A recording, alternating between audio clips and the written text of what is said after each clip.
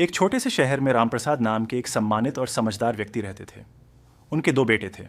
बड़े बेटे की शादी एक बहुत अमीर घर की लड़की रिया से हुई थी, जबकि छोटे बेटे की शादी एक साधारण और गरीब परिवार की लड़की सीमा से हुई थी।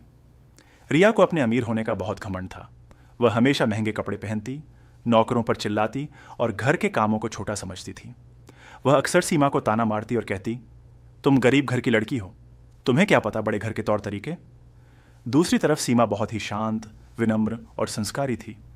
वह सुबह जल्दी उठकर पूरे घर का काम करती, सास ससुर का आदर करती और कभी किसी से ऊंची आवाज में बात नहीं करती थी। एक दिन रामप्रसाद जी ने सोचा कि दोनों बहुओं की असली समझदारी को परखा जाए। उन्होंने दोनों को कुछ पैसे दिए और कहा, कल घर में मेहमान आने वाले हैं, इन पैसों से ऐसा इंतजाम करो कि मेहमान खुश होकर जाए। रिया तुरंत बाजार गई और महंगे महंगे सामान खरीद लाई। उसने सोचा कि पैसे ज्यादा खर्च करने से ही लोग प्रभावित होते हैं।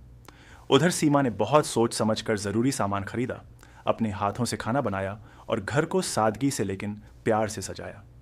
अगले दिन जब मेहमान आए तो उन्होंने सीमा के हाथ के बने खाने की बहुत तारीफ की। सबको घर का माहौल बहुत अच्छा लगा।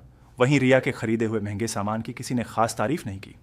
कुछ दिनों बाद अचानक रामप्रसाद जी की तबीयत खराब हो गई और घर की आर्थिक हालत भी थोड़ी कमजोर हो गई। उस समय रिया ने कहा कि उसे इतनी परेशानी में इस घर में रहना पसंद नहीं है और वह अपने मायके चली गई। लेकिन सीमा ने पूरे घर की जिम्मेदारी संभाल ली। उसने अपने व्यवहार, मेहनत और समझदारी से घर को संभाल लिया। धीरे धीरे परिवार की हालत भी सुधरने लगी और सबको यह समझ आ गया कि असली खुशी और सम्मान पैसे से नहीं बल्कि अच्छे संस्कार और व्यवहार से मिलता है। उस दिन रामप्रसाद जी ने सीमा से कहा, बेटी, असली अमीरी पैसे में नहीं बल्कि दिल और संस्कारों में होती है। इस कहानी से यही सीख मिलती है कि घमंड कभी किसी को बड़ा नहीं बनाता, बल्कि इंसान को महान उसके अच्छे संस्कार और व्यवहार ही बनाते हैं।